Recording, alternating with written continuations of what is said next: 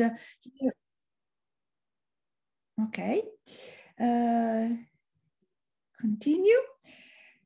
So as I was saying, in the first lecture, I will call your attention on properties of what we have understood of black holes that are living in binaries and are powerful sources of gravitational waves when they merge. But, well, I'm not able to forward. Okay. So here's the outline of lecture number 1. I will set the stage overviewing what we know about our universe and providing you a cosmological perspective. I think this is important because all of you will be contributing on specific topics in specific areas, but it's very important to have really a view of what is our universe in order to make the right choices and go in the right directions, the most relevant and stimulating ones.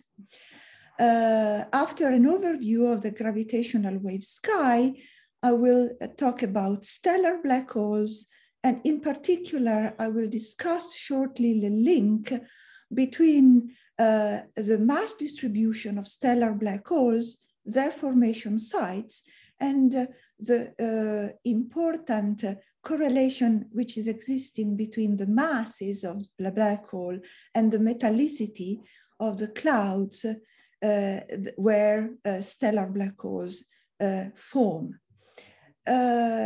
Just I will comment on what was our knowledge of stellar black holes and neutron stars before the discovery of the first source, GW 150914. Then I have selected mainly one discovery, a very massive black hole binary, because it is taking us on the way to show how incredibly powerful will be the third generation gravitational wave telescopes that will let us probe the entire universe. When experimentalists decided to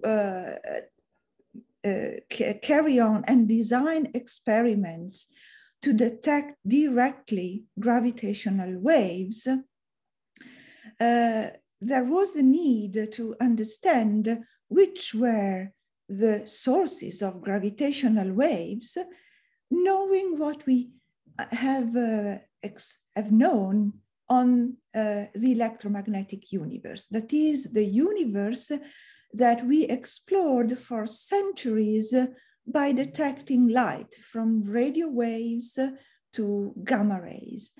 And this is our current view.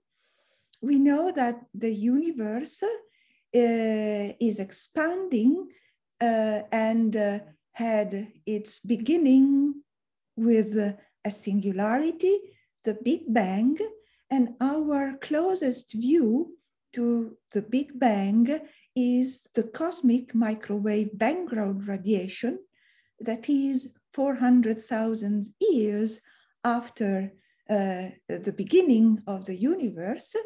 This is the primeval light we see when the universe becomes transparent. Electrons recombine on the hydrogen and helium, the nuclei that were mostly synthesized during the Big Bang nucleosynthesis. We see in the cosmic microwave background temperature fluctuations that we associate to dark matter density fluctuations that were seeded during the early microseconds or even less of the gravitational of the Big Bang.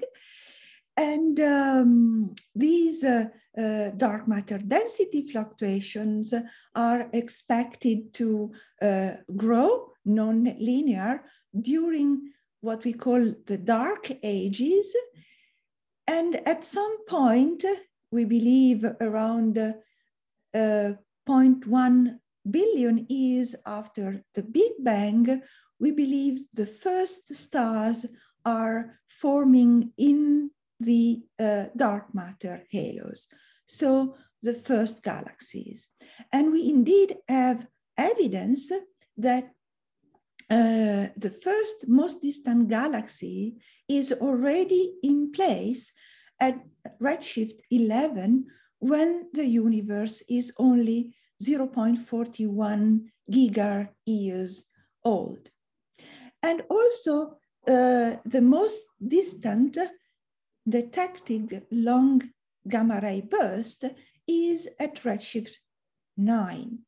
So it means that we have for sure the knowledge that the first massive stars already form at that redshift, because long gamma ray bursts are believed as transient jetted sources resulting from the collapse of very massive stars.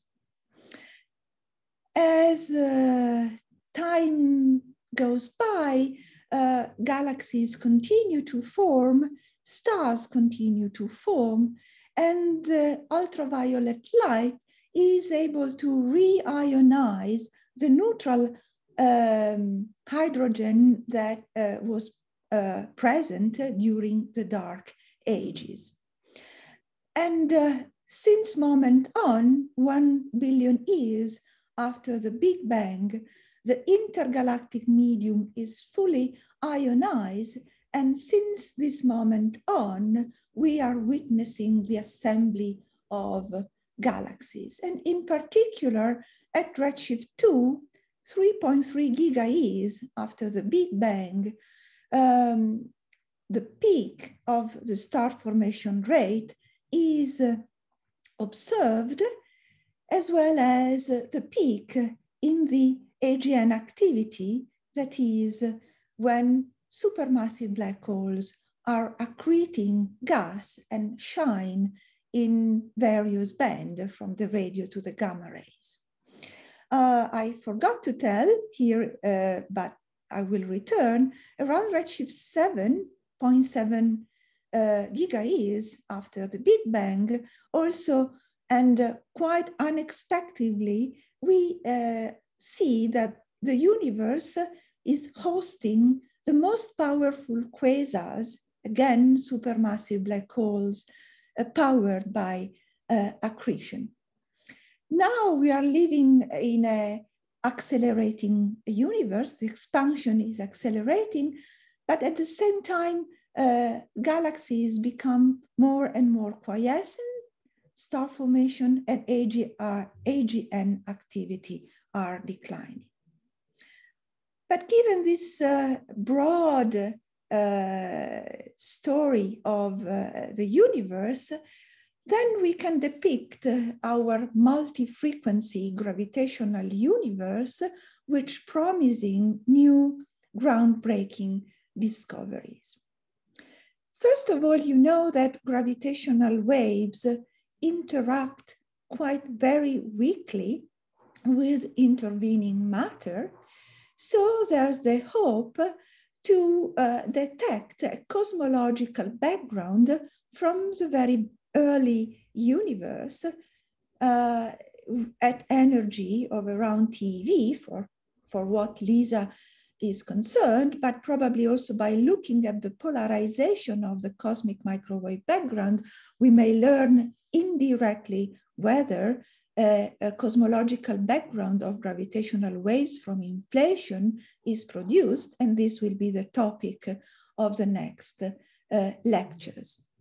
During phase transitions in this very early universe, there are theoretical indications that primordial black holes could form over a very wide range of masses that and also could provide some a fraction of the dark matter in the universe, for which we don't know which is its origin. I will not talk about primordial black holes, but I may be able to answer some questions. Then, if we know that at 100 million years after the Big Bang, the first metal-free stars are forming, then also the relics of the first metal-free stars are forming. And if they pair in binaries, we might detect the earliest coalescences of these relics, because as we know, binary black holes at the time of their merging are powerful sources of gravitational waves. Similarly, if the population of black holes that are forming in the first galaxies from processes that I'm going to outline shortly, if they pair again in binaries, we can continue to monitor or to discover the formation of stellar black holes across all cosmic ages down to the present age, in a sort by looking at the star formation not through stars, but through their relics across the entire universe. But when galaxies form, they form and grow through the filaments of the cosmic web, but also through mergers. And it appears inevitable that there should be massive black hole coalescences in the aftermath of colliding galaxies.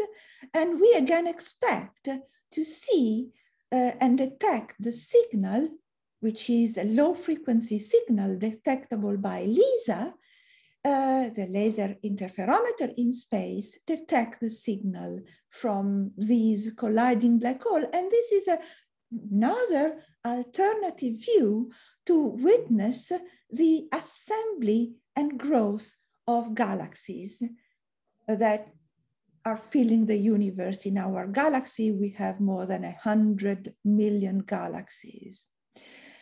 Let me also mention, though it will not be the topic of my lectures, that in the Milky Way, we also do hope to detect isolated vibrating neutron stars that are persistent sources in the high-frequency gravitational universe, a supernova explosion in a very nearby galaxy, extreme mass ratio in spiral that I will describe in the next lectures, and also a foreground of gravitational waves emitted by supermassive black holes of billion suns that are far from coalescence, but are in a tight binary with the pulsar timing array.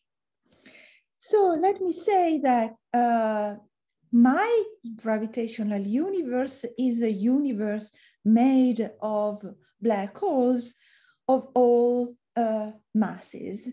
And as I will show, we will get exquisite new information about our beautiful universe. As of today, we know that black holes come into two main families: the stellar black holes that originate from the core collapse of stars, with masses that I will comment are just now as large as 80 solar masses. And then we have what we call the supermassive black holes.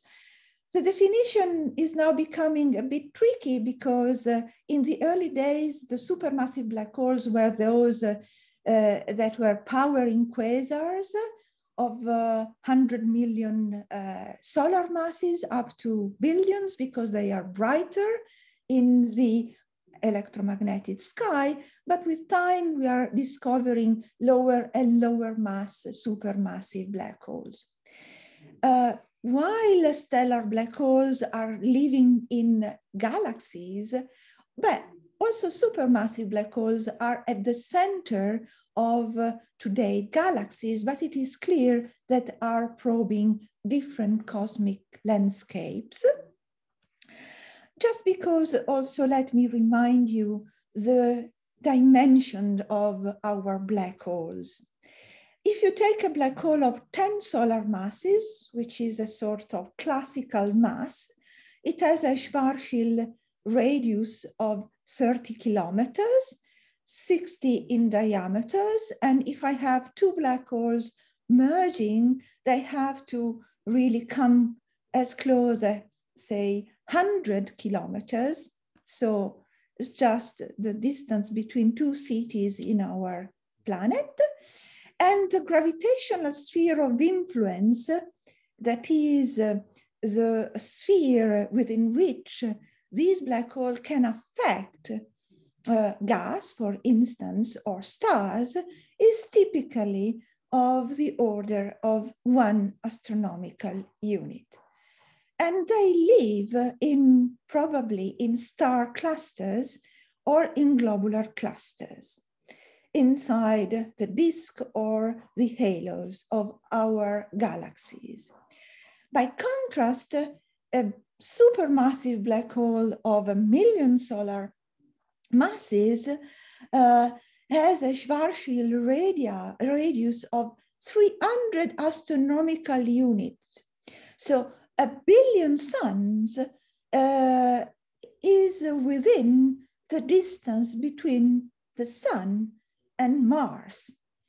And the sphere of influence is about 70 or say 100 parsecs if it is living in a bulge with stars having velocity dispersion of around 300 kilometers per second, which is the typical velocity of revolution of stars in the gravitational potential of a big galaxy. So it is clear that sizes matter and are selecting different astrophysical environments. We know that black holes are the outcome of unhalted gravitational collapse, and that from general relativity, they can exist from the Planck mass up to arbitrary large masses. The Planck mass is where the manifestation of quantum gravity appears, and black holes even heavier than this evaporate according to Hawking theory. But it's not obvious that astrophysical black holes, those that may form in nature, cover such huge range. And also it's not obvious at all that the mechanisms of gravitational collapse are the same. We also don't know whether they form more naturally in single stars, compact stars, or in binaries. And when they form in binaries, whether binaries can able to coalesce and merge within the age of the universe. Let me notice that in this view graph, I've also highlighted a strip of pair instability that we'll describe in a while. And let me also notice that observationally, there is what I call a black hole desert. That is, there is no, for the moment, indication of the existence of black holes in the mass range between 100 and 10 to the 4 solar masses, though observations are unveiling this sort of light black holes in dwarf galaxies like RGG 118, or there are even claims and candidates of even lighter black holes, lighter supermassive black holes that belong to this family. This distribution of mass is just a cartoon I made to indicate that there is this dichotomy between the two populations.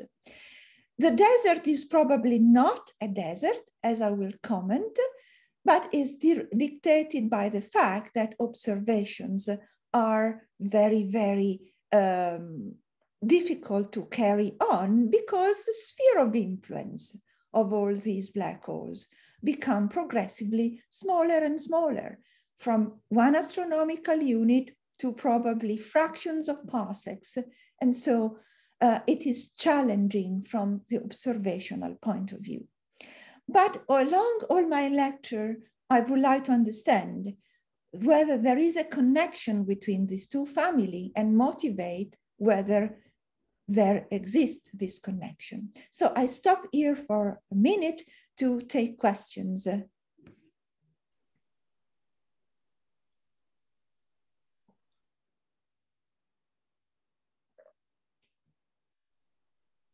have a question, if I may.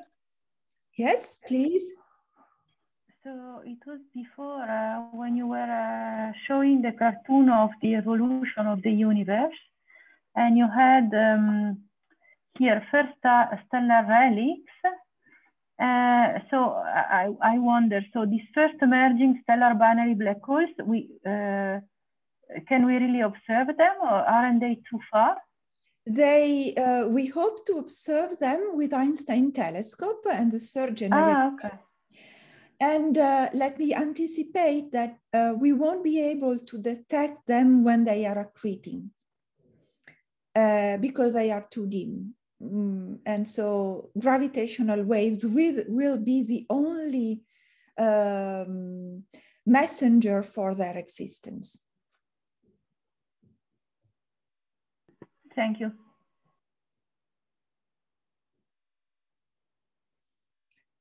Stellar black holes.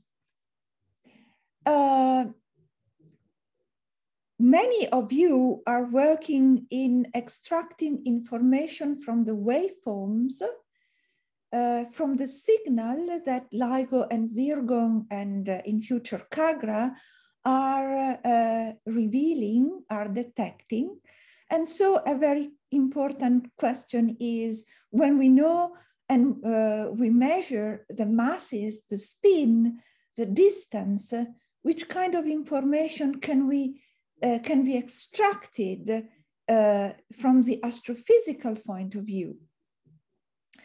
Also, as a function of redshift, we can really recover fully the star formation, because it's very difficult to see individual stars in galaxies, except in our own.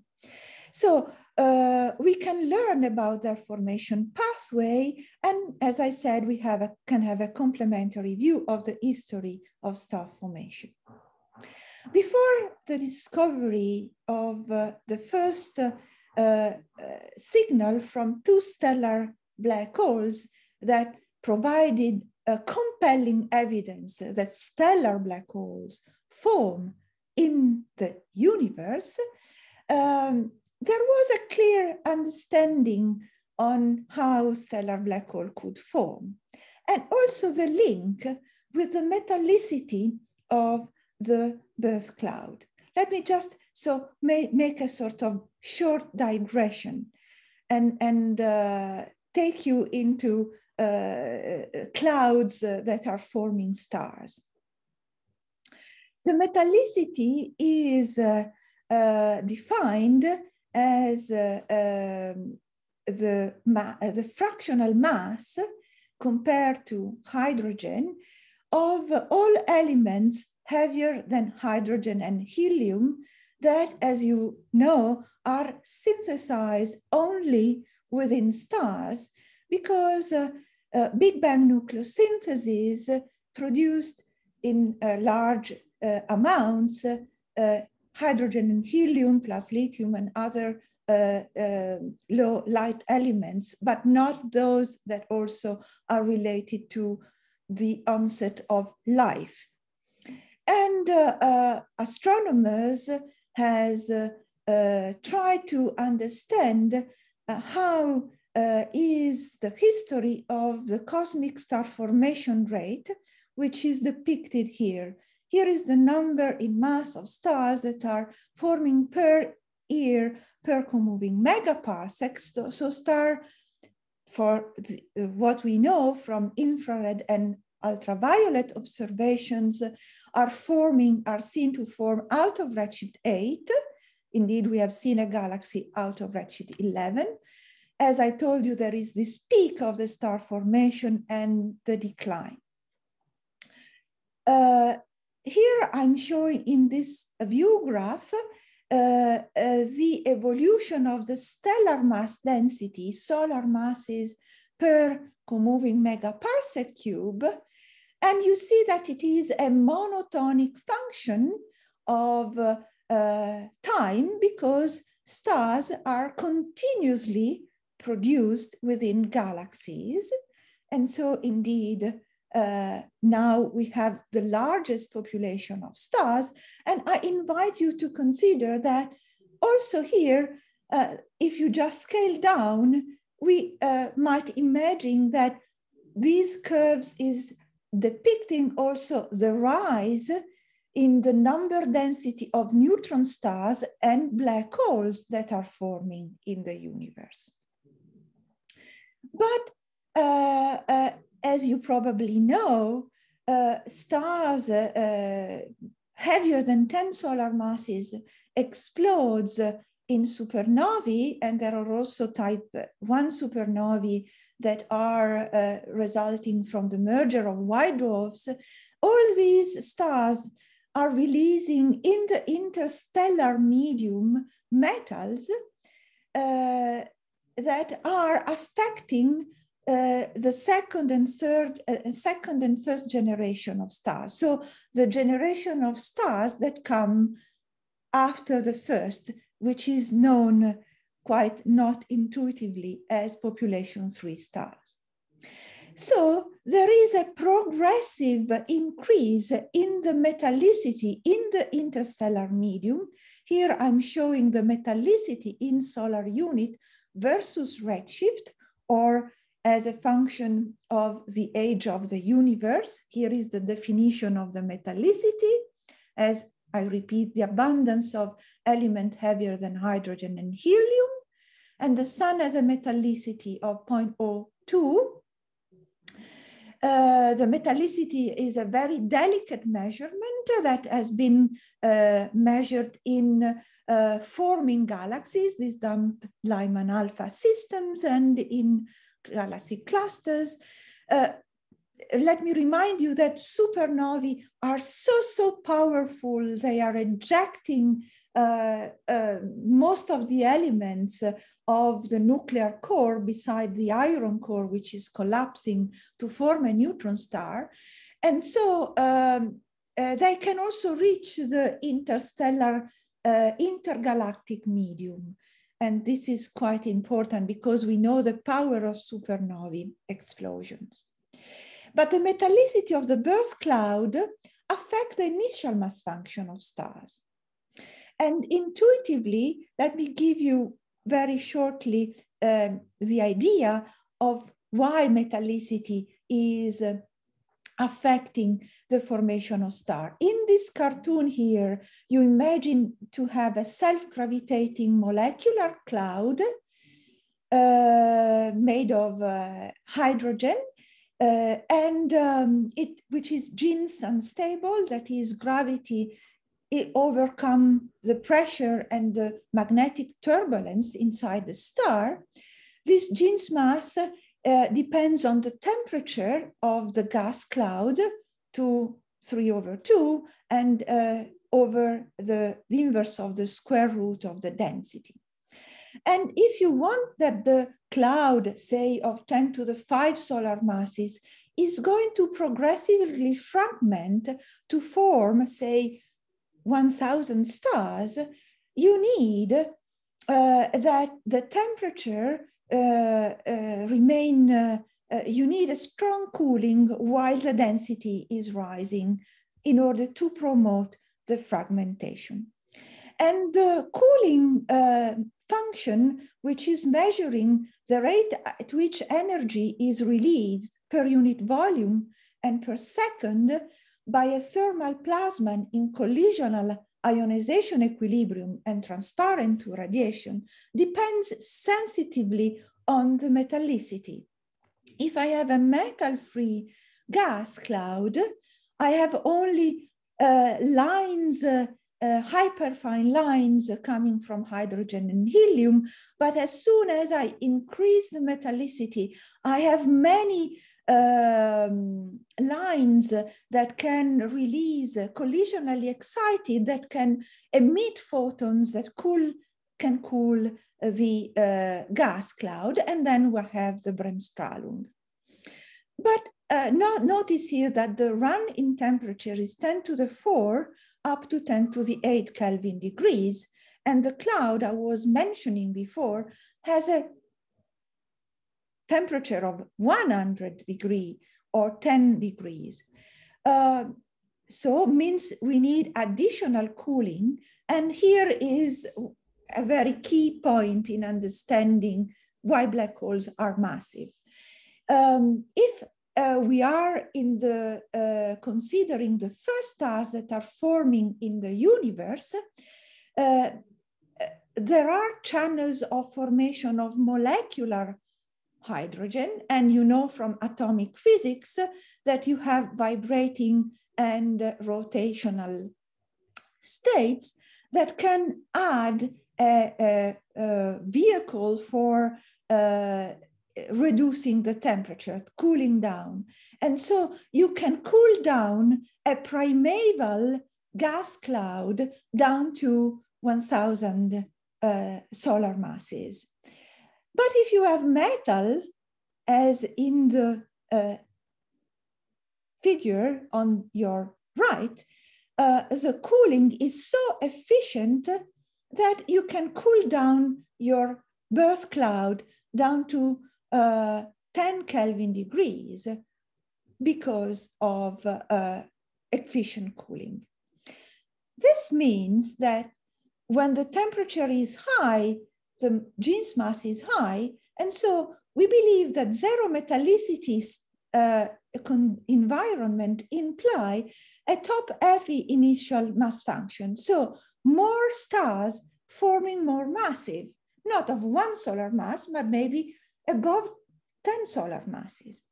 Low metallicities also imply weaker winds during the entire stellar evolution, so the star preserves its mass, and so this implies heavier black holes. This was understood in a very nice paper by Hager back in 2003.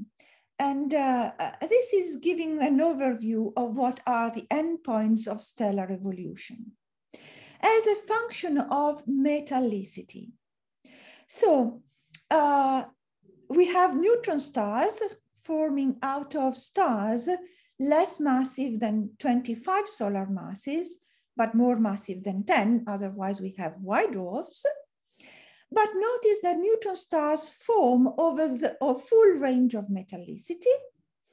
Then we have the possibility of forming black holes by fallback. What does this mean, the word fallback? You know, as you are all expert in general relativity, that the Tolman-Oppenheimer-Volkoff equation for spherical stars is telling us that neutron star can't exist above a maximum mass of about 3 solar masses, because even if you produce pressure, the degeneracy pressure of neutrons and also from the nuclear interactions, even if you produce a lot of pressure, pressure is a source of energy because it is inside, it is contributed to the energy tensor, T mu nu in the Einstein equation. And so energy is gravity, and gravity can not anymore overcome. And Oppenheimer and Schneider demonstrated that stars above this maximum mass straight away collapse into a black hole. And so if in a supernova explosion which accompanied the formation of the star, there's material that is falling back because the shock wasn't so powerful.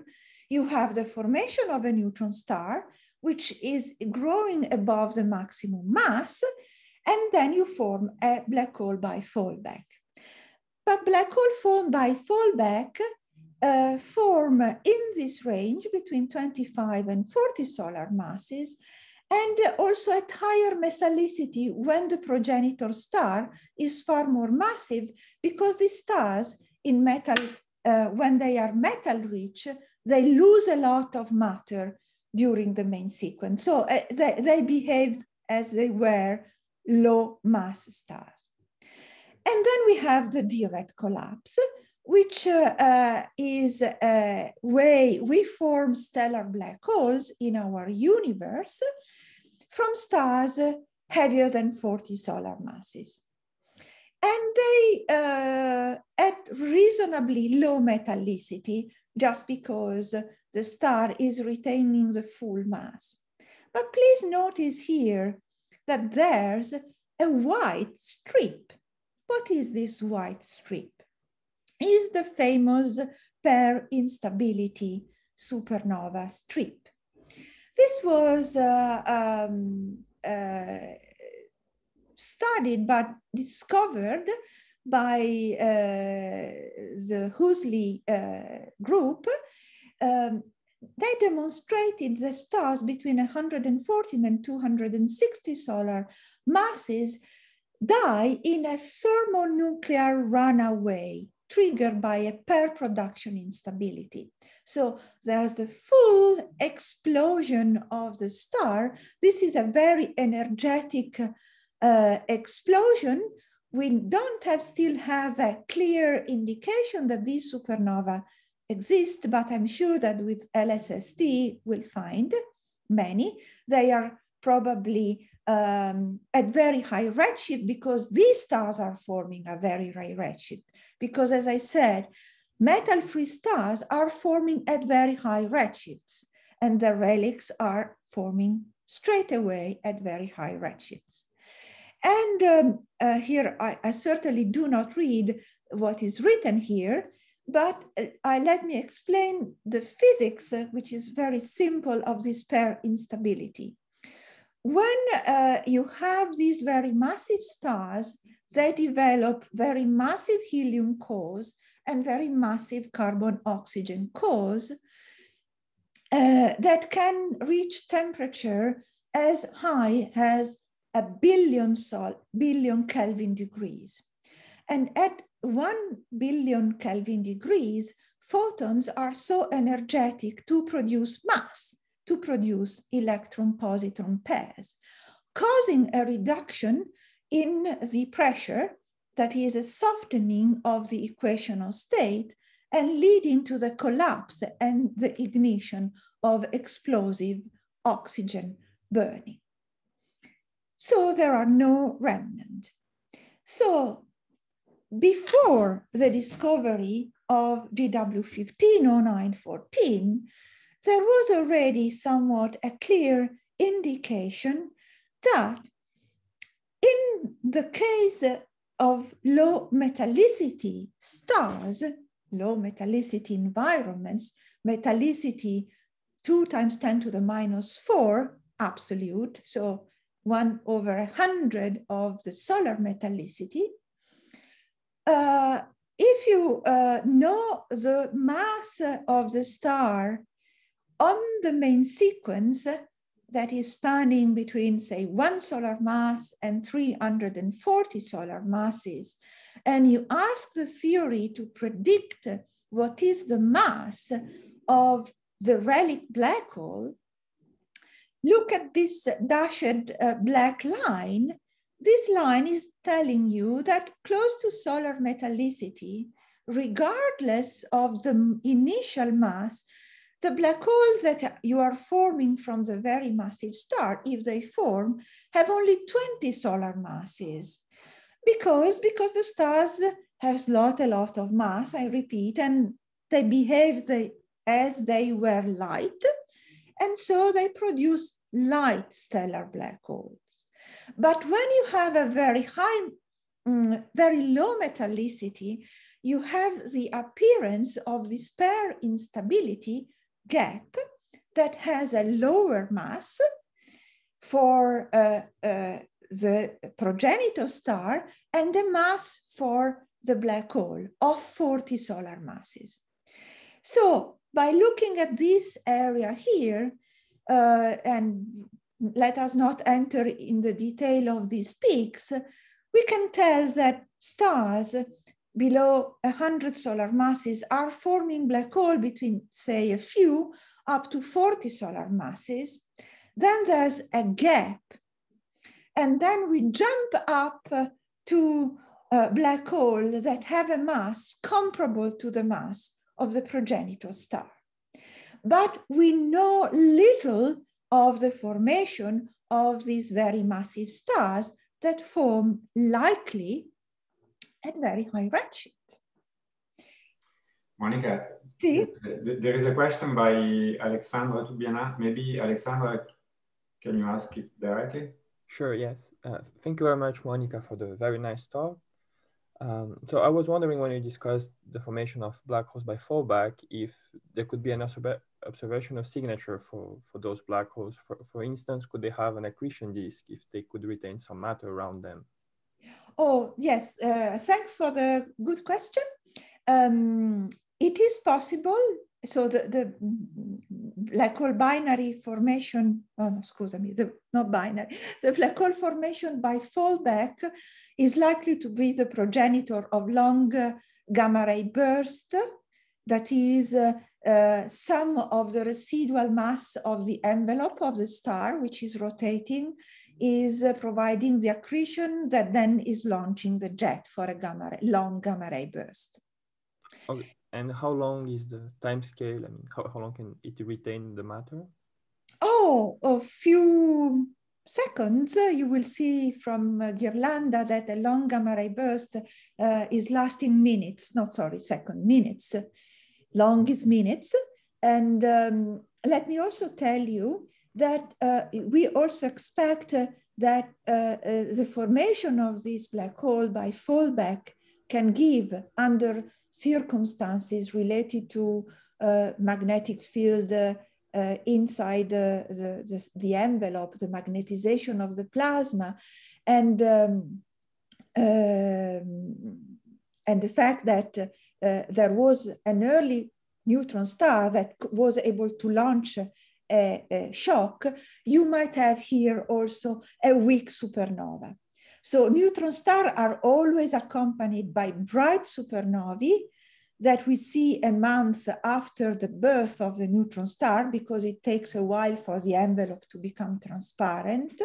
So this region here is going to produce supernovae, but the direct black hole collapse is silent, quiescent, no light, no nothing, is direct. Okay. Okay, thank you very much. So before the majestic discovery by the LIGO-Virgo collaboration, we knew this. Sorry, these are lines just because I tried to delete lines that were in this view graph. Here I have the mass of my compact object, and these are the relative number, the distributions that I've taken. It's a cartoon, but it is a cartoon which is taken from data. You know that many double neutron stars has been discovered because one of the two neutron stars is a radio pulsar, except the double, there is one neutron star which is pulsar, and the second neutron star which is just silent, but it is there. We could measure the masses in these binaries, and we discovered these are galactic double neutron star binaries, have a mass with a mean of 1.33 solar masses, which is just the Chandrasekhar mass limit.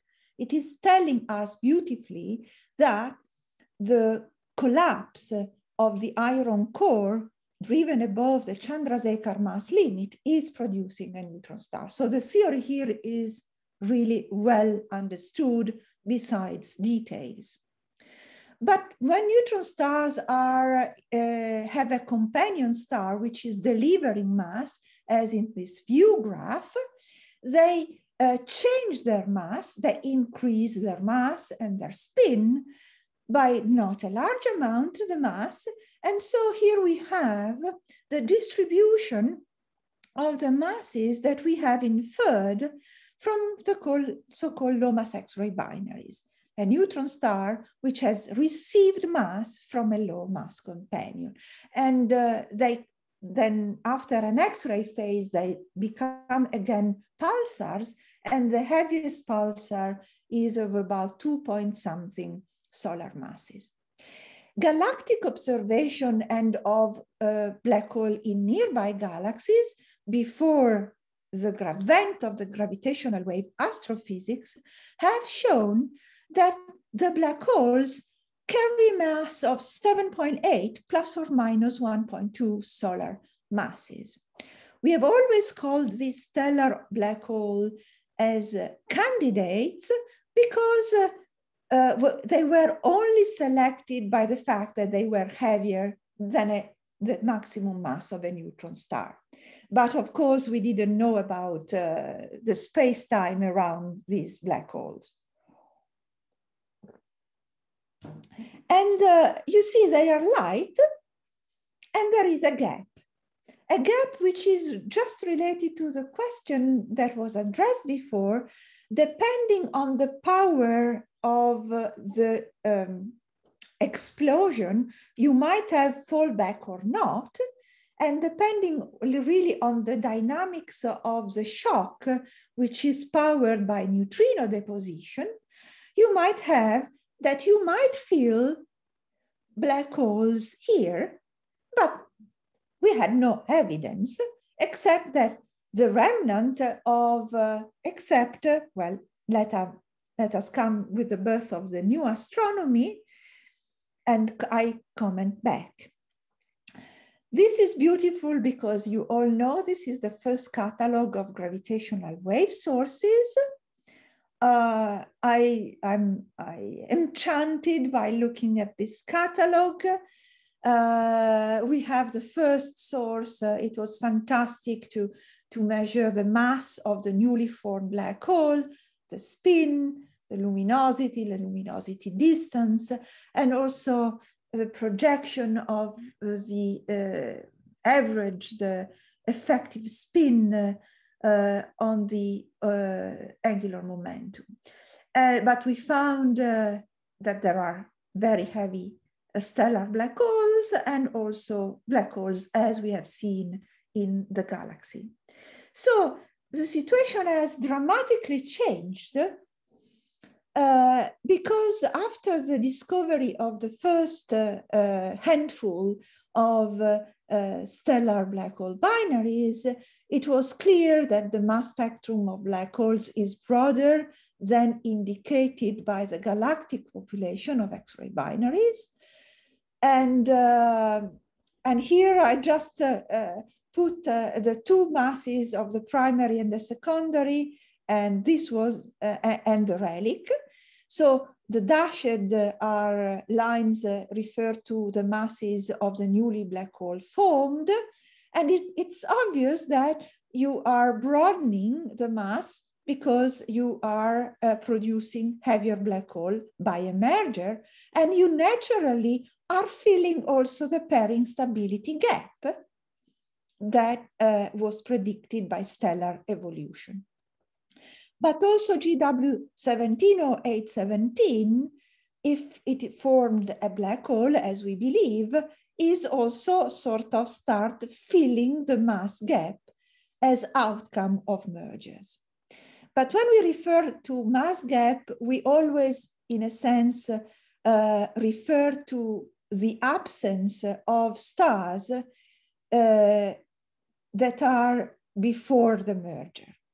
So the message I want to give here is that the merger is going to fill in all these mass function here, But for astrophysicists, it's very important to understand which were the masses prior to merger. But it is clear that heavier stellar black holes come from low metallicity environment. And since the metallicity of the universe is steadily increasing with cosmic age, it means that all the heavy black holes formed in regions of low metallicity at an earlier cosmic time. Indeed, it takes time for a binary to merge. And so why a supernova is an instantaneous view of the birth of a black hole, binary black holes do not give an instantaneous birth of the binary because we have to wait for a while. And I maybe stop here taking question if there are any, just showing how now at the end of the first part of 03, we have 44 new black hole binaries and a second neutron star coalescence.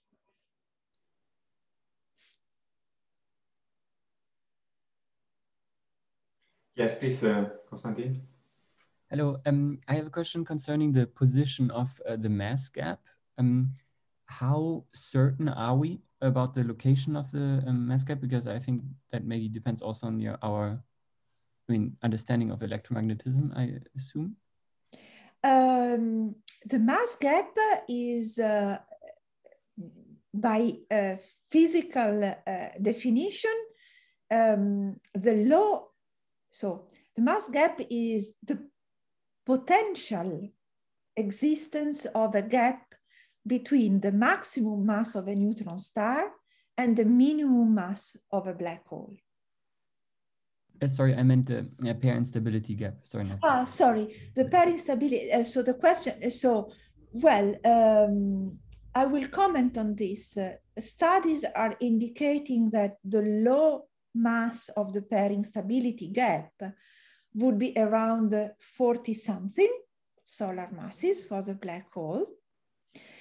Now it seems that you can violate this limit if you consider stellar conditions that are different from the one that has been investigated so far.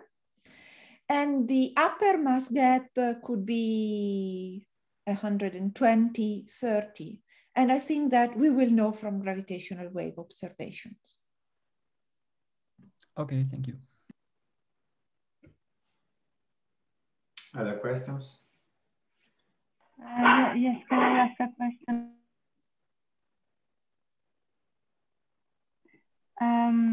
So I was wondering, how can you distinguish the secondary black holes, so those that have large mass that arise from the merger of two black holes, from the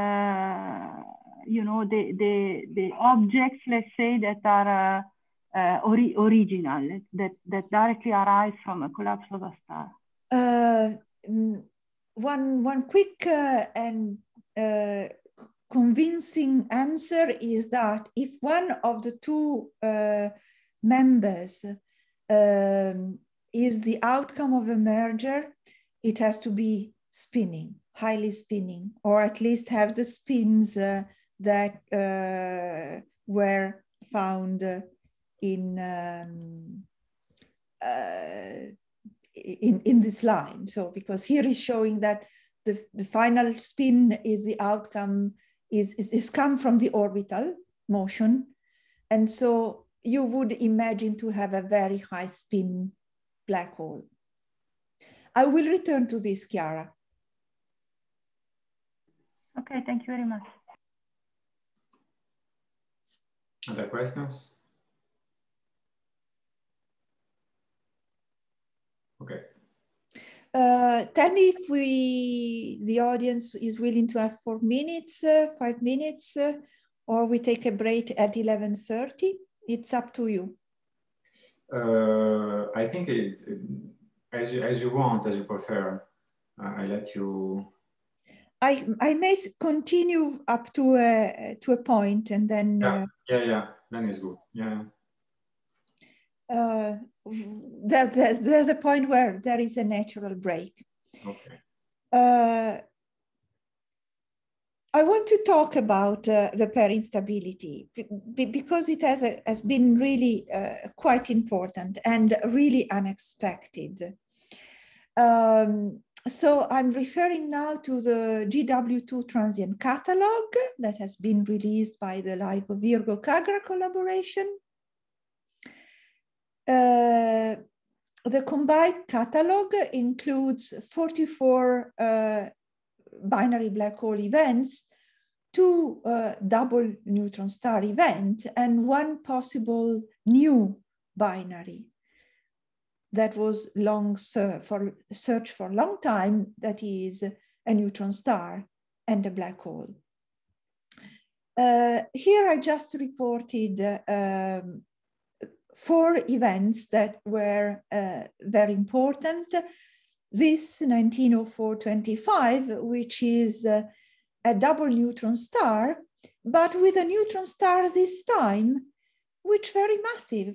And it is very massive indeed, is really far from even so it is very close to the heaviest neutron star discovered in galactic binaries. And I remember that in the paper of the discovery, when you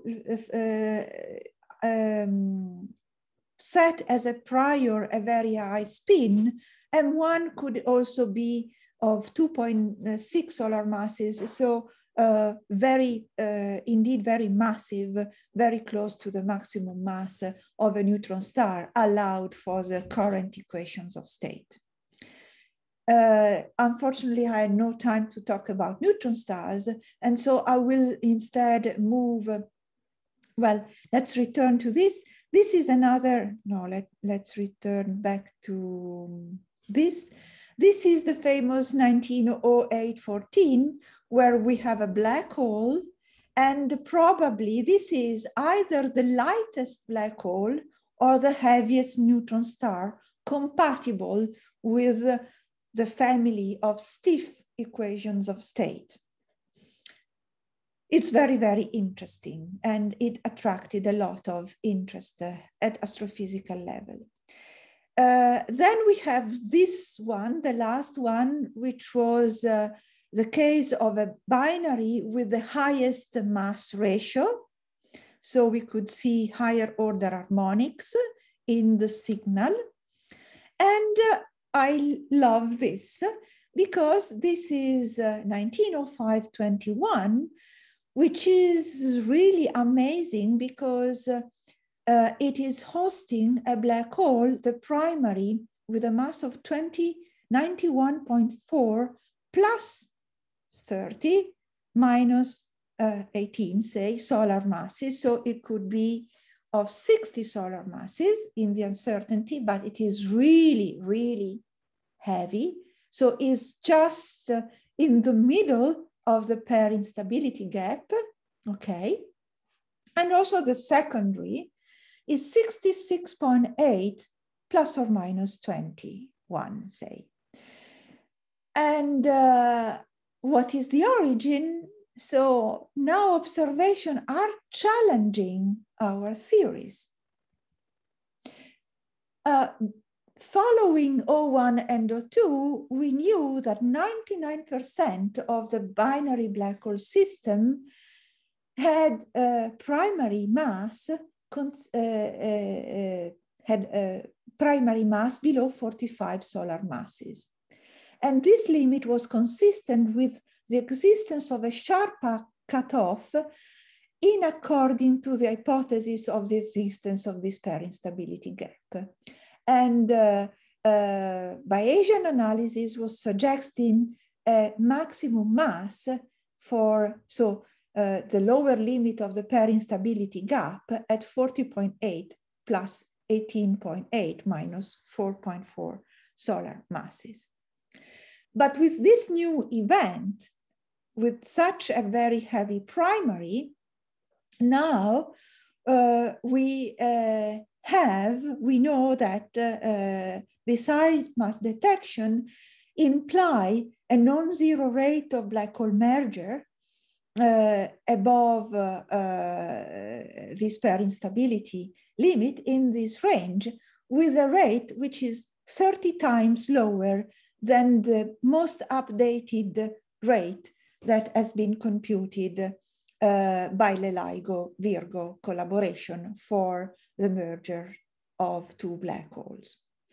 And since we have now 44 candidates, we can think at the imagining or depicting the mass distribution of the primary black hole, which is believed to come from stellar evolution. This is why we set M1 and not the sum of the two black holes in the binary. And you might consider that you have a truncated distribution with sharp cutoff, and we believe that nature never has this. In fact, this is discarded by the current observations. I like very much this idea of a sort of smooth turn on of the existence of black hole plus sort of a break, or even interesting is to have this smooth turn on plus a Gaussian peak or additional multi-peaks. This is not yet requested by the observations. And this is a figure that I've taken from this paper from the collaboration, which is going to give the interpretation of these sources, and showing how just a single observation, that of 1905-21, is going to change dramatically sort of our understanding of these binaries. This is the posterior of for the maximum mass and max, using in blue just the first catalog. In green, the full catalog with the exclusion of this heavy system, which is still sort of compatible with GWTC1, but the distribution becomes create tensions if you instead include also this, let me call it intermediate mass black hole binary, which really is indicating that we might select a new population. I repeat, a new population of black holes. The dashed line are just show the primary mass posteriors for 3 events here, GW 1905-21, and 2 candidates that were discovered in low latency, that are again heavier. And thus, just selecting the outcome of these Bayesian posterior analysis, here is what we now have as a sort of rate of production of primary black holes per year per unit mass. So it is a distribution that is the rate as a function also of the mass of the primary. The solid line, so for the power law plus Meek model and the power law and the multi-peak model. The comment is the following. Here in blue line is not the median, but is the mean, which is outside the credible region which is depicted as a shaded area. And the vertical gray band shows 90% credible bounds on the location of these additional features. But it is interesting that you might have a break associated to the pair instability gap and a new population, as I was telling, that we have to understand and that I will comment in a moment. I want, this discovery of this very heavy binary is changing our view in, as I will explain in a moment. Concerning the potential neutron star black hole candidate is a way to discover that the low mass gap, the one between neutron star and stellar black hole, is now filled of black holes. That probably come from the fact that it depends on how the fallback is proceeding. And here is, in this plot here, we see the full DRDM1, including also this double neutron star binary. M1 is still a black hole here.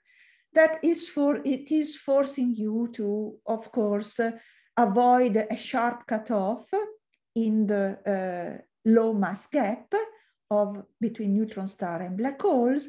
And this posterior distribution for the minimum mass and this delta M, which controls the sharpness of the low mass cutoff, is telling you that now, of course, observations are inconsistent with a low mass cutoff, delta M equals 0. Delta M is more consistent with a mean of 0.5 as it is defined. And so we are now discovering that gaps have to be understood in a far better way. Spins, I'm not really an expert, but I can comment and then I stop for a break. I remember that when we were talking about the first catalog, people were saying the spins of the black holes are intrinsically low, though we are measuring chi effective. And I think that in the others, you all know what chi effective is a projection, is a mean weighted over the masses of the component. And so it's not a direct measurement of the individual spins. But it was clear that there were an indication that the spin components aligned with the angular momentum of the binary were small. And one could believe that this was because the spins were small. But with the new sources, there exists a non-zero fraction of system with measurable in-plane spin component, leading them to undergo precession. And so here is, we are discovering there is a richness not only in the moduli of the spin, but also in the orientations of the spins. And here again, from the same astrophysical paper, there is the reconstructions of the black hole spin magnitude chi, and their tilted distribution cos theta, which is the angle between the angular momentum and the spin of the black holes. These light lines are traces individual potential sources, and you see that the spin has a peak around 0.18 or say 0.2. Actually, there are not many very, very highly spinning black holes, but of course now we are considering the fact that now nature is producing spinning black holes. And the spin could be related to the rotation of the iron core in the nuclei that cannot be measured by the stars. And the fact that we have different possible orientations could be maybe explained it depends on the pathway. And since I'm going in the next to briefly summarize pathways of formation, I think this is the time to take question and have a 10 minutes break. Okay, there is a first question by Isang Yung. Maybe you can ask it directly. Thank you. I think my question was partly answered, but I was still wondering, when you showed the mass distribution of the primary, and there are different type of distributions, I'm just wondering whether those distribution is based on any physical motivations. Let's say you first explained that the break is maybe due to the pair instability, but what about the other, the multiple Gaussians? I think that in the spirit of the paper was to be, let's stay agnostic and consider these distribution. So you can also add a different distribution. That there is a sort of decline here is just because we know that neutron star exist up to a maximum mass. So unless black holes are primordial, you would expect a sort of a cutoff, a minimum black hole mass. But you are right, it could be also go straight away into the black hole domain. And this depends really on the supernova explosion mechanism. So you might really argue that this is not a good choice, this smooth turn on. Concerning the sort of power law decline is sort of mirroring the fact that also the initial mass function of star is a sort of power law, and more massive star, there are more massive stars than star as the sun. So this is sort of a reverberation of the initial mass function of the progenitor stars to black hole. And the peak of the multiple peak, the peak, I think it is dictated by the pair instability, or as I will explain, multiple mergers. So this was not expected, or it could be the peak. This second peak would be when we encompass the pair instability, and here we could have a black hole of 120. So the second peak could be beyond the upper edge of the pair instability gap, and the first peak is the beginning of the pair instability gap, and something new. Yeah, thank you. Okay, the next question is, when talking about these mass gaps, are they with respect to the first generation black holes only? And if so, can these outlier events be of different generation? So we would be comparing two different families? Let me, as I said, let me go back to this. If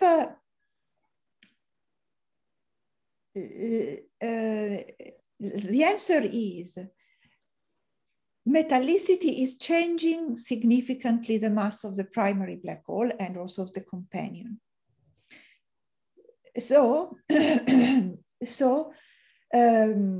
I think that we can probe different family and different epochs of formation. If this was the question, can you reread it? So I'm sure yeah. Yeah, because Luis says that there is a lot of noise where so maybe if he wants to add, he can add, but he's asking when talking about these mass gaps, they are with respect to first generation black holes only. Yes, yes, they are only for first generation. Yes, absolutely. Yeah. And if so, can these outlier events be of different generation? Yes. And so, it's wait 10 minutes break and I will answer the question. Then Eric has a question, I think. Good morning, Monica. Ciao, Eric. Thank you very much for the nice lecture. I have a curiosity. So can you go back to the slides where you shown the fourth distribution model you were just talking about?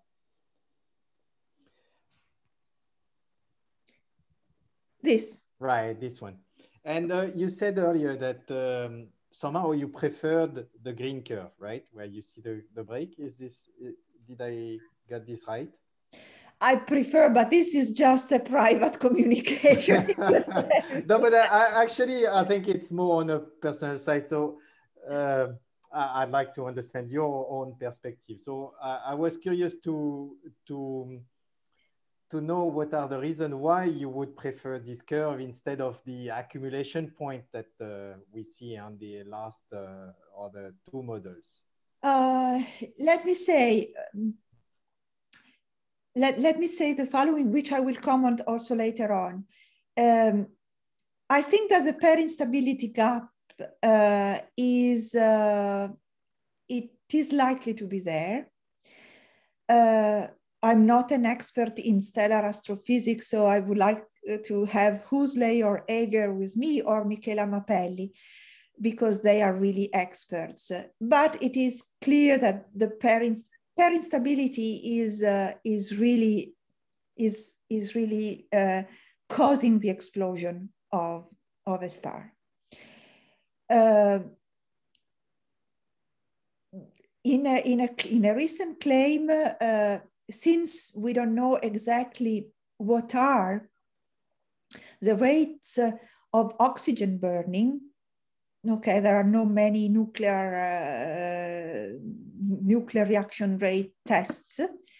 And also depending on whether, for instance, this star that was ready to go pair unstable had accreted the UV envelope when in a binary, then you change completely the story. I couldn't understand well, but then you can move the limit, say, between 45 to 60 for the pair instability gap.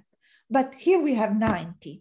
90 with 60 just as lower limit in the error in the estimate of this.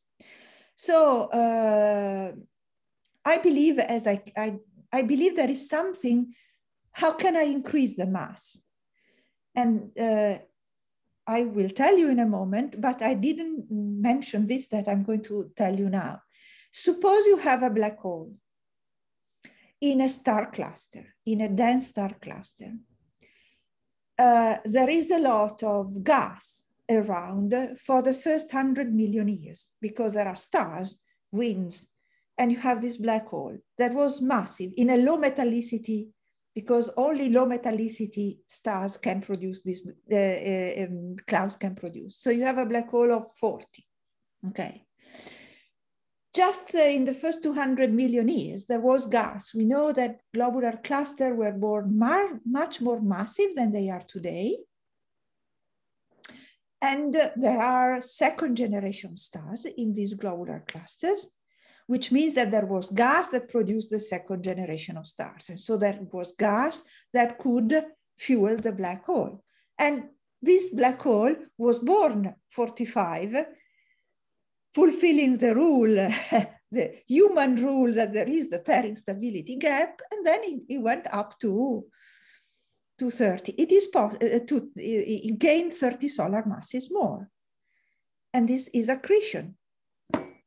Okay, so it's not just pure stellar evolution here, but we, ecco, mi viene da dire questo, I would say that we are now going to see effects of the environment. So we have to distinguish the case where you think that what you measure is the mass at birth and a mass that has been increased by some mechanism. And this is why I like the Gaussian peak or a break or whatever. I see. Thank you very much. That's very interesting. Other questions? Okay, if not, we can have a break. When would you like to start, Monica? You tell me. 11:35. Yeah, sure. Okay. Minutes. Also for the students, I take a sure break. Okay, so at 11:35. See you later.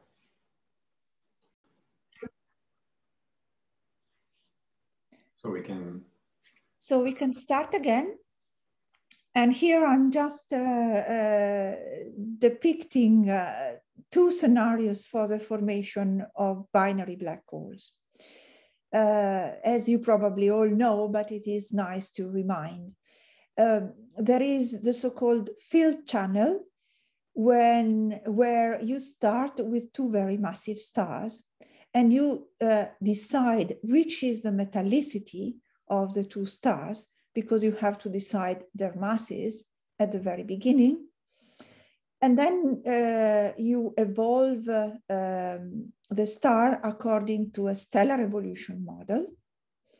We know that more massive stars evolve faster. And so this star, which is more massive than the secondary, is evolving into a giant stage at the end of helium burning, and is transferring mass to the secondary, so that also the secondary, in increasing, it might become even heavier. Then there is a sort of exchange, so this becomes now heavier than the primary.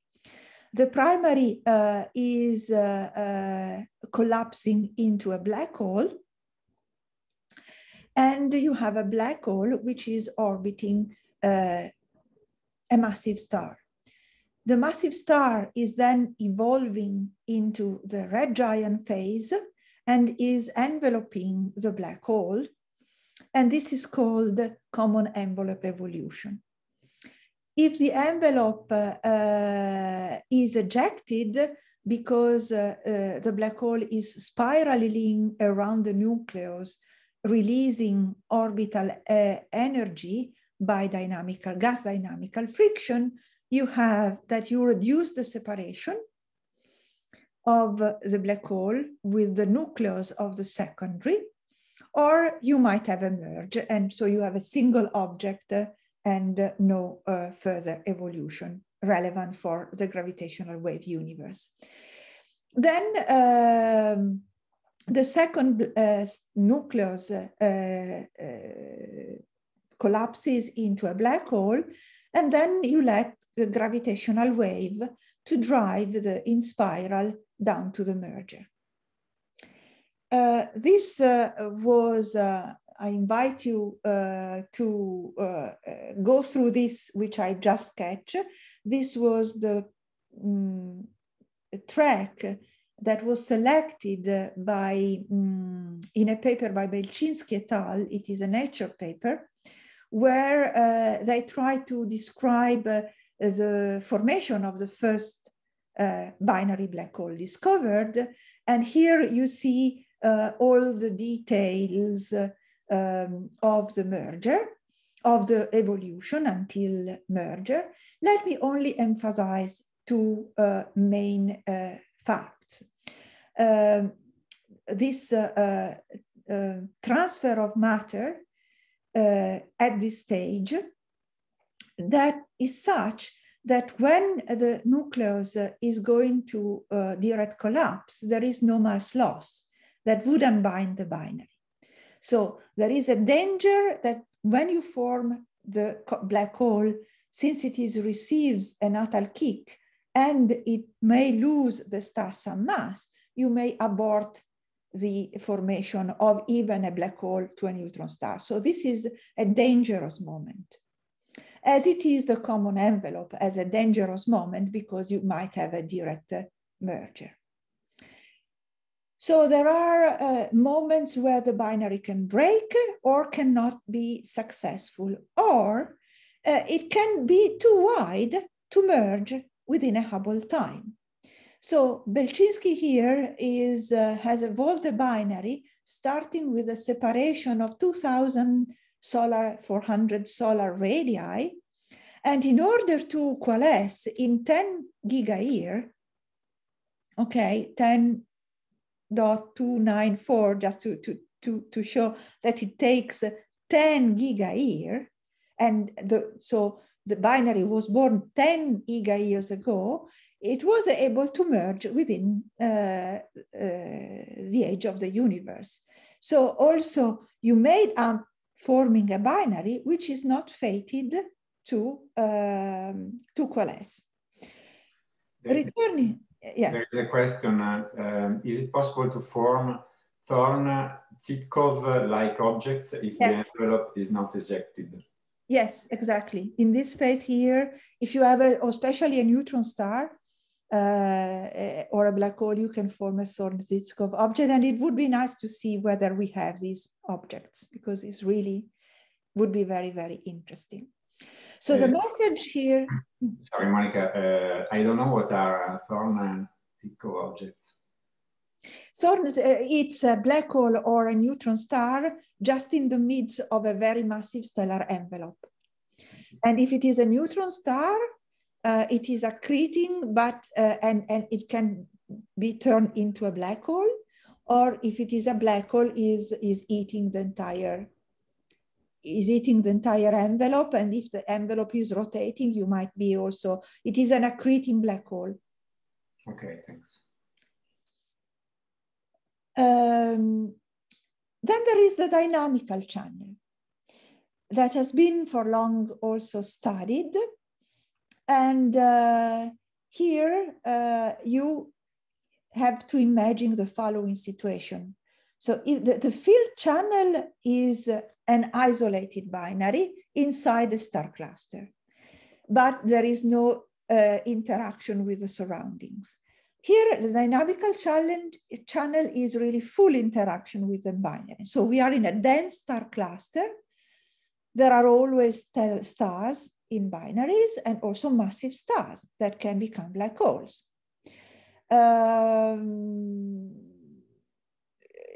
Let's start with a black hole and a star. Then you have another black hole, because in a star cluster, you have many black holes that form and are the first forming in the nucleus, in the star cluster, because they are the most massive stars. And so it's the first population of relic, which is forming. It is mass aggregating because they are the very most massive objects. So they tend to aggregate in the centermost region of the star cluster, where densities are higher.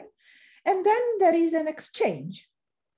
And in general, the black hole is kicking off as the star, which is was a companion to a black hole. Then the binary could be wide enough that will never go into the gravitational wave-driven domain. But since there are many black holes around that can have a close encounter, which can extract binding energy, so what we say, the two black holes in the binary reduce the separation, and we call this hardening, okay, dynamical hardening, that can continue until then the gravitational wave emission drives the two black holes to the merger. In this very moment here, when you harden the binary to form a system that is going to then decay by gravitational waves, the encounter can induce a recoil of the binary just because of linear momentum conservation. And the binary merger can be consumed out of the stellar cluster. It's clear, and you can imagine, that if you have more dynamical ejection, many dynamical ejection, we may not having many mergers because the hardening phase was not sufficiently prolonged to take the black hole to separations that are of the order of 50 solar radii. Okay, so it's not astronomical. You have two black holes that are has to be at least as close as 50 solar radii or even less. So this is the dynamical channel. And as I was telling to Eric, during this phase, maybe also black hole can accrete if it is possible, both isolated or non-isolated ones. So the message is that in order to see a merger, you have to drive black holes to very, very small separation of a few solar radii for them to merge in a Hubble time.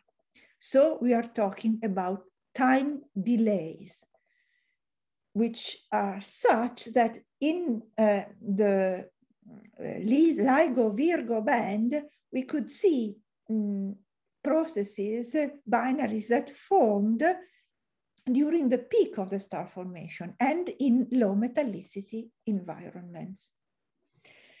I skipped this. There are some maybe not fully updated references for the dynamical channel. In the case you study the channel of the field channel, here I can go very quickly. There are these studies that show indeed that if you plot the mass of the primary black hole and of the secondary that is coming out from a population synthesis model, you see that if you are at solar metallicity, both the primary and the secondary have black hole of 10 solar masses, but if you move to progressively lower metallicity, you end up having the binaries that are still consistent with the pair instability gap that was included in this model, but you have heavy stellar black holes. Another interesting paper I was reading when preparing these lectures that I will use also later is that you can form, here I cannot comment, but all these very colorful spheres are first stars on the main sequence, the green, and in the giant phase. And through exchanges in dense star clusters, you might end up forming black holes of these mass. So not 90 solar masses, but you also can form a black hole of 364. So beyond the solar, the pair instability gap with a mass of 328 solar masses, which is a huge intermediate, so we call it intermediate mass black hole. And then in this cluster, he may found a companion and become a binary and merge. So I will return to this, but the message of this slide is consider that we might form very massive stars through mergers of stars before they evolve. And this is also important to build up a population of black hole even beyond the pair instability gap. But of course, there has been a lot of excitement in the literature when people consider that the massive black hole of 90 solar masses in 1905-21 is just the product of a merger. And so in the jargon, the binaries, we might have binaries that are first generation black holes, to answer also the question. So the one that form in either the dynamical or field channel, but the two black holes were sort of immaculate. They were not modified by any environmental effect. But you might have that the outcome of a merger, which we call 2G, is going to merge with a immaculate black hole. And you also might have that you have 2G plus 2G. This is, you can think at a hierarchy of mergers. The idea is nice, but there are several comments that I have to make. First, let me show this is the plot that I've taken from the paper by Gerosa and Berti, who are showing, maybe this one on the left is more clearer, that the message is you can form black hole of 80 or 100 if you make this game, 1G plus 2G. So if you have, but how to, what is the problem of this hierarchy? Is the following. Let me return, I will return back to this slide. You know that gravitational wave carry linear momentum, and every binary in the universe, when it is merging, is receiving a kick, a gravitational recoil. I'm just copying some formula that maybe is familiar to all of you. The kick is due to asymmetries in the mass ratio of the binary. And this V con M is just associated to an unequal mass merger. And the maximum velocity you can get is around 200 kilometers per second. But if you have spinning black holes, then there are two additional components, velocity recoil orthogonal to the orbital angular momentum and parallel to the orbital angular momentum of the binary. It's nice to notice that V perpendicular is related to the spin parallel to the angular momentum, and V parallel to a combination of perpendicular and parallel spins. But if the spins are very large, the velocity of recoil can be as large as 2,000 kilometers per second. So the hierarchical scenario of 1G plus 2G or 2G plus G, you can't continue forever because the recoil is ejecting the black holes, and then they do not find a companion for which to bind and create the hierarchy. And so the message sent by Gerosa is that only in very dense star clusters with escape velocity of 300 kilometers per second, nature can produce these very heavy black holes by by a second generation merger.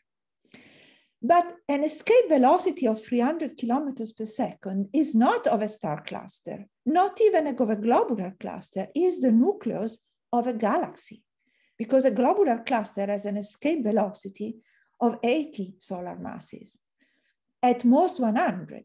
And so if there is a process of a hierarchical merger, then it is telling us, and this I find it extremely interesting at the astrophysical level, that if this interpretation is correct, then it means that there are places in the universe where nuclear star cluster, where there are high densities and huge escape velocity to let this process to go. And so the red distribution, I have some trouble with colors, sorry, is able to produce this extended tail. So it depends on the spin, and we don't know the spin. So we will learn, because the spin is critical for making this recoil very, very powerful. So we have also this hierarchical merger scenario that can be combined, and that it is clear that is a new mechanism that could create the Gaussian peak or a break, because it is a sort of new population. Here I was reporting the recoil velocity, I skip. So, okay. Since now we have 44 black hole candidates, there has been an explosion of papers. And the debate of whether black hole systems are forming through the isolated, the field channel or the dynamical channel. And in this paper by Santoliquido et al., I found it interesting. There is sort of a summary. There are other that are on the same lines. And let me just comment, because it is interesting. Let us look at this figure here. If I look, I define eta. Eta is a ratio between the total number of compact binaries in the three different flavors that have the delay time less than the age of the universe. So the one that are successfully merging, divided by the total mass in stars that were present in the star cluster. Because every time you model stellar formation, you have to go to study star clusters. And what you see here is the following. Let us look here. This is eta. And look at the numbers, 10 to the minus 4, 10 to the minus 7, 10 to the minus 9. So the fraction of binaries that coalesce is a tiny fraction of the total mass available. But fortunately, there are many stars in the universe. And the rate now is high. But if you plot this as a function of the metallicity, Z, 0.02 is solar. This is of population 2 stars. So metal are present, but not metal-free stars. You see that to produce the observed black holes, you really need the very massive ones. You really need very high low metallicity. And the rate is dominated by low metallicity binary black holes. So the rate is dominated also by this. The dynamical channel is less sensitive to the metallicity, but also because the dynamical channel requires the existence of globular clusters that are have widespread metallicities. So, but the message is that to form black hole binary, metallicity matters.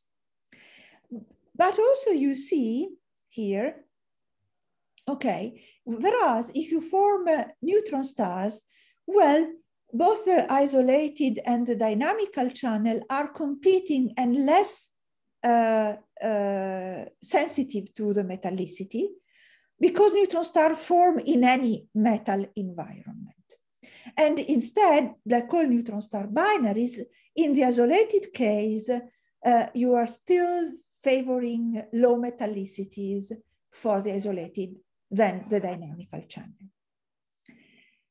Concerning the mass of the primary and the secondary, let me say that the dynamical channel produces heavier, slightly heavier, but there is no much difference for the binary neutron star and the black hole. Yes.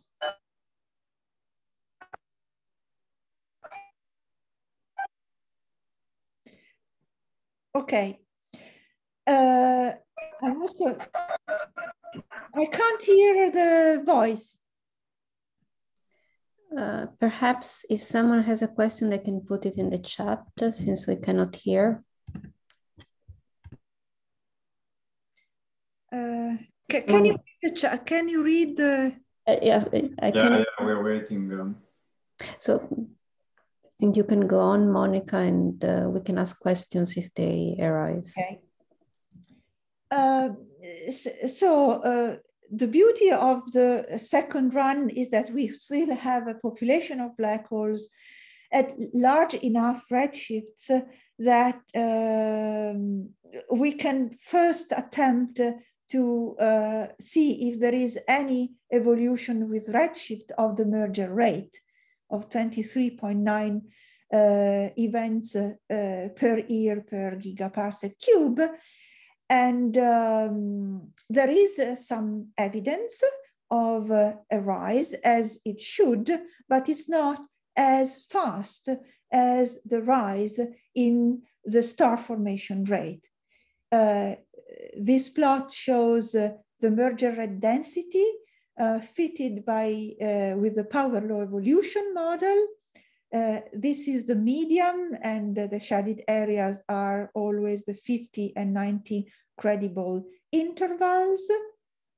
And so for the first time, we are really trying to test our predictions in the correlation between the formation of these binaries and the stellar formation rate. Of course, I expect it to be less rapid because we have delay times are playing a role in reshaping the rate of binary mergers. And here, to reach almost an end of the first lecture, is the power, if we will be able to detect mergers out of redshift 10, then we will be able to compare the stellar merger rate, which is this black line, with that of black hole and neutron star binaries. It seems, and there is now an overall claim by the community, that the dynamical channel appears to be the dominant channel for the black hole binary formation compared to the channel from isolated binaries. This is the dynamical channel extending up to redshift 2, look-back time of 10 gigayears, and the dashed line is for the isolated binaries. So, and the gray box is just the uncertainty in the current merger rate. So with just 44 mergers, our picture is becoming far richer. We might have, in summary, have different channels for, we knew that there were different channels, but we can now understand the relative importance. And of course, if we believe in the hierarchical formation of these very massive black hole binaries, then we will learn about the spins that can really be extremely important in making this hierarchical build-up feasible or unfeasible. There is a question, sorry, Monica, there is a question. David, do you want to? Sure, I can ask it live. So the question was, for these different models, what is the youngest kind of intermediate mass binary black hole merger that's allowed? Because they seem to predict it takes a long time for this to happen, but there must be some kind of lower bound. So, so you're asking the time of merger out to which redshift we can expect these? No, it's the contrast. Is what is the lowest redshift that these models allow? You know, give enough time for the dynamical evolution and all this envelope and drag and dissipation and hardening everything. Well, the advantage is. So the answer, if I'm able to answer to your question, is the following. We have, at low redshift, we have only few galaxies. So we have the trouble of, it's related to the rate. We have a low rate. The rate is expected to increase, you see, even more than 1 order of magnitude when you go back to redshift 2, okay? So, to have, but a binary now that formed 14 gigayears had a long time to adjust to merge now, okay? But we can only see the very nearby ones. If we move at look-back times, we have the chance of seeing those binaries that still at redshift 2, the age of the universe is 10 gigayears. So I would expect that when we have the peak of the star formation, we have also sort of the peak of the merger rate, because there is still a lot of time for the binary to merge, and we reach, with the 3rd generation telescope, these redshift. The horizon of the next generation will be very large. Okay.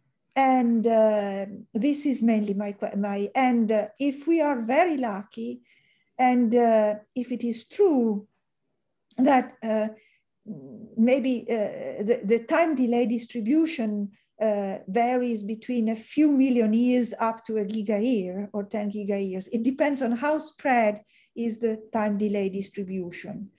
This is going to shape the distribution in redshift and the distribution in masses.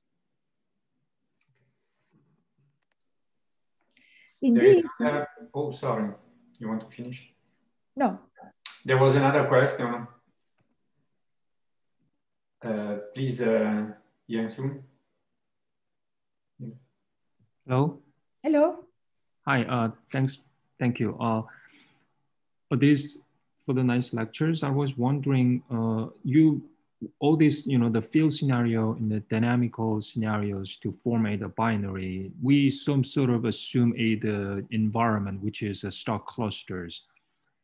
And yes, you also compare the inference from the gravitational wave observation to the star formation rate. But the one thing that I was wondering is how sensitive this comparison depends on your assumption of the initial mass function of those systems. I mean, that actually drives the population of the masses of the potential, the primary and the secondary, the stars to form the black hole. So that we have a pretty good understanding what that function should be, but still there is uncertainties. Would that uncertainty matters for those detailed inference of the population of the black hole mass? Oh, I think yes. As I said, for the black hole mass, the metallicity is the key parameter, full stop. For the rates, what matters most is the fact that you might destroy these systems before they end up merging. And in the modeling, as far as I know, you can look at the paper by Santoliquido that they are discussing rates, which are the parameters which are affecting all this evolution. The most important one are two, which is the common envelope efficiency, that is the ability of the system to eject the common envelope to let the binary survive. And especially for the neutron star case, the kicks of the first black hole and also of the second black hole, which is forming. Neutron star kicks have a mean of 250 kilometers per second, but there is a pulsar in the Milky Way which is moving at 1,600 kilometers per second. So the rate are strongly dependent on the alpha parameter of the common envelope and on the distribution of the kick. Concerning instead the dynamical channel, as far as I understand, the critical parameter is the density, the mass of the star cluster, and the metallicity as well for shaping the mass function always, and the escape velocity. In the old star clusters, the process can take 10 gigayears. In the young star cluster, you play the formation of this system in 200-300 million years. So if you do it quickly in the young star cluster. In the old, you have more time, but they have to be very dense. And so the logic of young star cluster and old star clusters is very different because of densities, escape velocity, and it's related more on how many binary in the stars you are forming in a young star cluster. Instead, in the globular cluster, you form the binaries dynamically. And so after many exchanges and hardening, so it is a very gentle and long-term evolution. And these all are affecting. And then at the end, this was just one example of how we will learn about the physics, the astrophysics behind these systems when we will have a large volume of exploration. And indeed, I hope I have answered your question. Thank you. Let's come to the almost end of the first lecture. So probably in the afternoon, I will cut my presentations.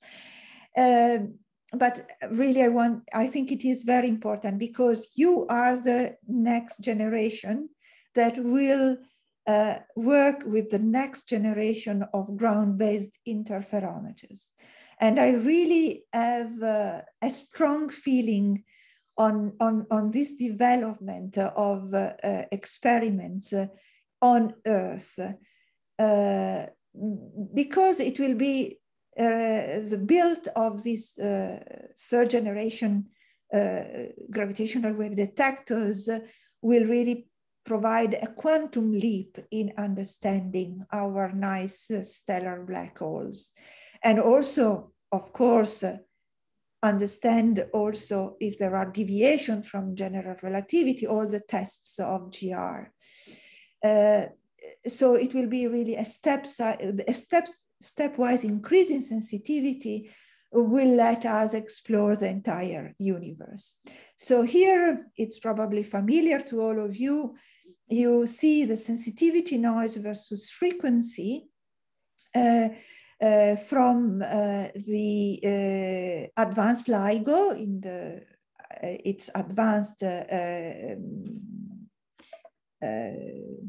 come si dice? Non mi viene il nome, advanced stage. The heavy line is the horizon, that is for sources that are in the best position, that is at the top of the interferometer. And the shaded area gives the 50% and 90%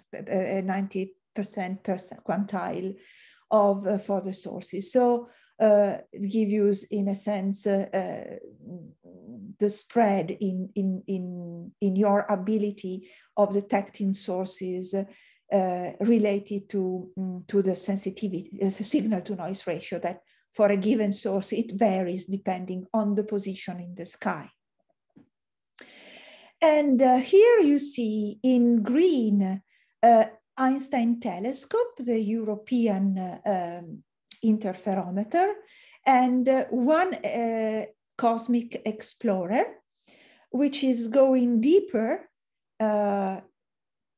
in sensitivity, especially between 10 and 100 hertz. But the beauty of Einstein telescope is to go down to, it is feasible down to 3 hertz. And if you re-describe the horizon and the sensitivity, here we have what we call, and we used for LISA, is the so-called waterfall plot. What is this plot? Here I have the total source frame mass, that is the mass of the binary in the source frame. And here we consider a range between 100 and 5,000 solar masses. So neutron star here, and then the black hole encompassing the pair instability gap and going into the realm of the intermediate mass black holes. And these are lines of constant SNR for an optical source oriented using one Einstein telescope and 2 cosmic explorer on Earth. And you see that you can see the entire universe, because we believe that beyond 30, though it's not clear, there are no stars formed from the collapse of birth clouds, but probably there might be primordial black holes.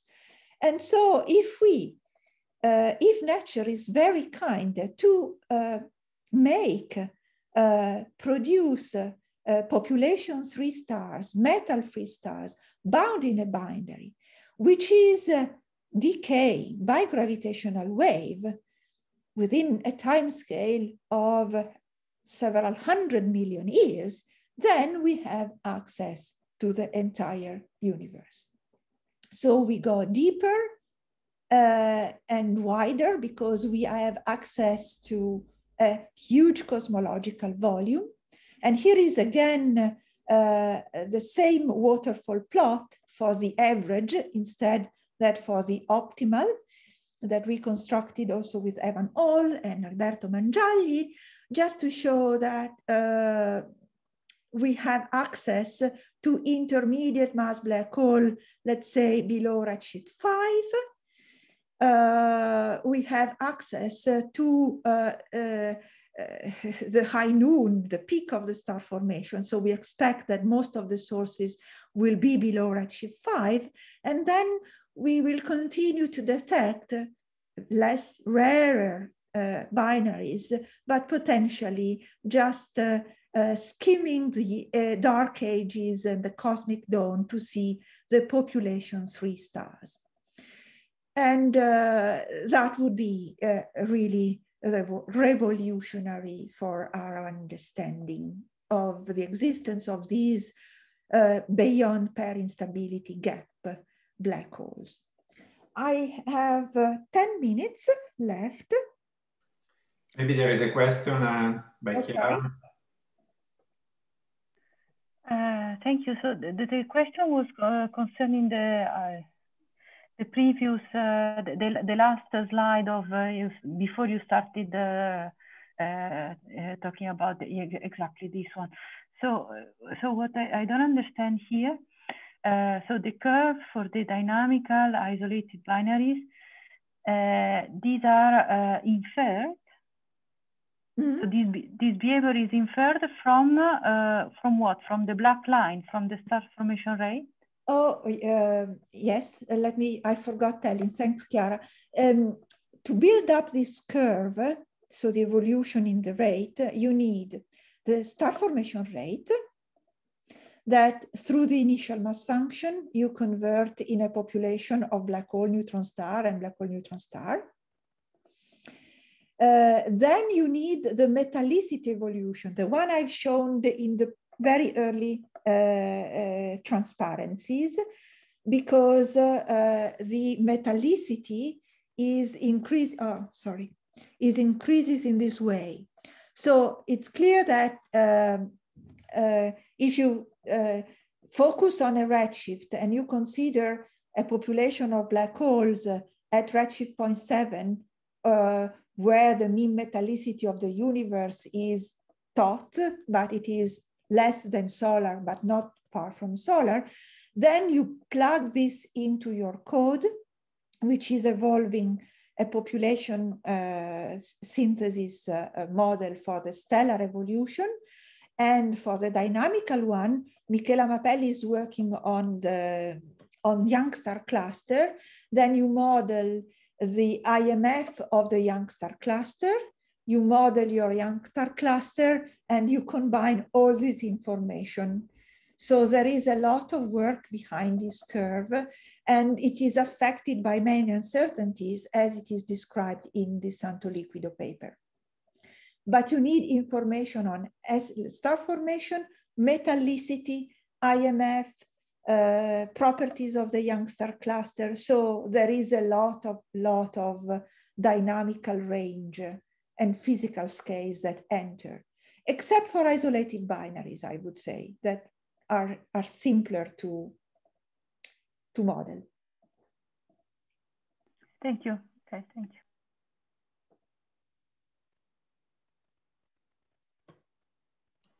There are no more questions.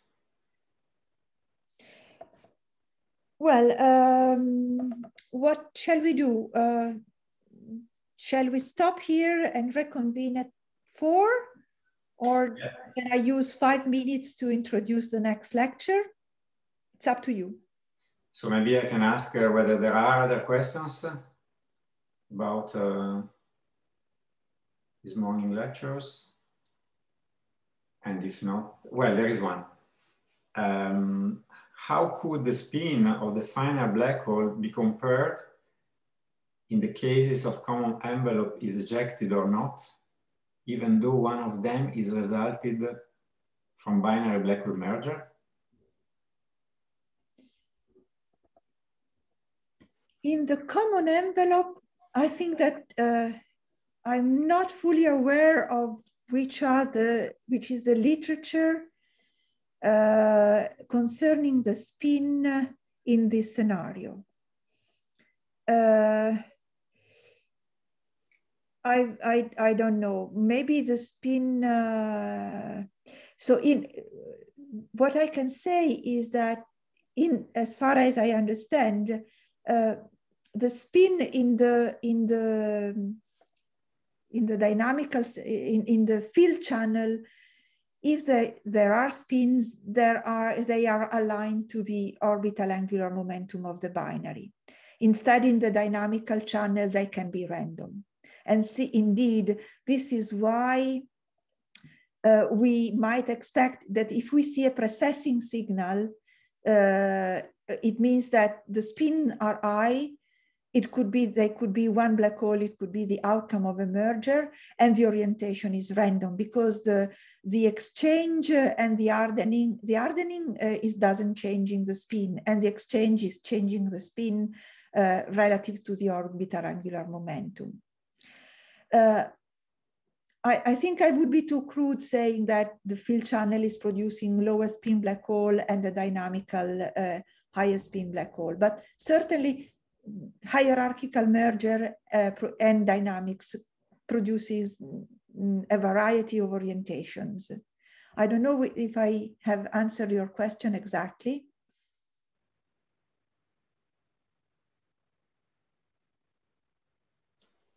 Let's see the reply. Thank you very much for the answer and the lecture. Okay. So okay. There is another question. Sam? Thank you. May I ask another question?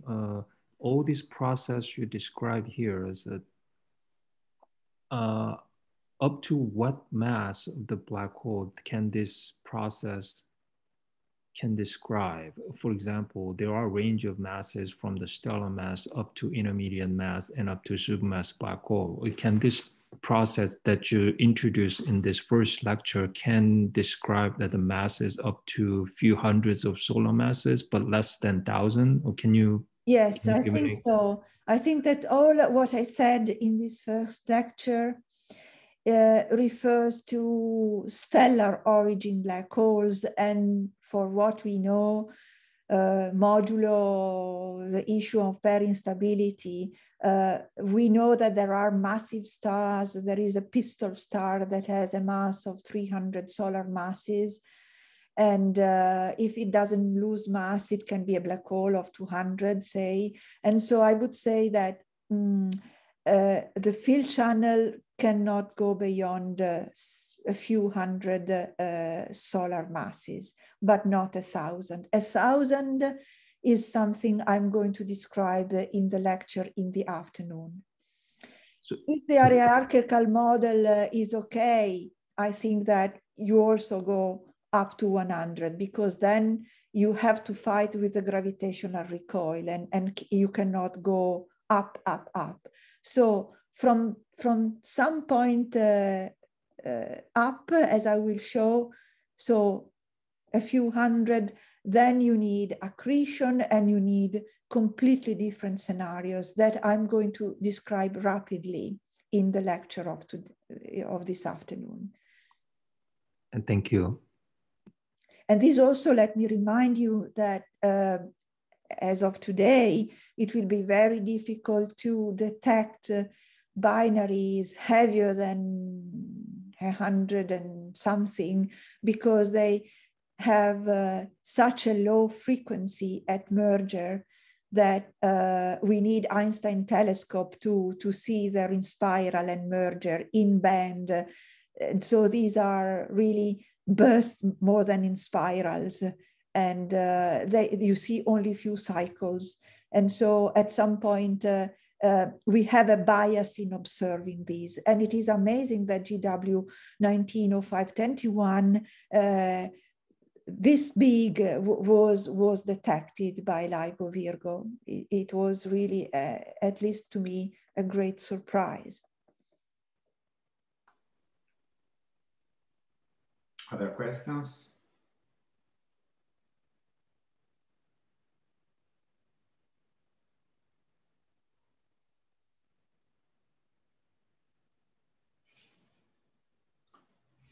Okay, then maybe we meet at 4. Yeah, so thank you very much for these beautiful lectures. Then we'll convene this afternoon at 4. So have a good lunch and break, and see you later. Thank you very much. Thank you.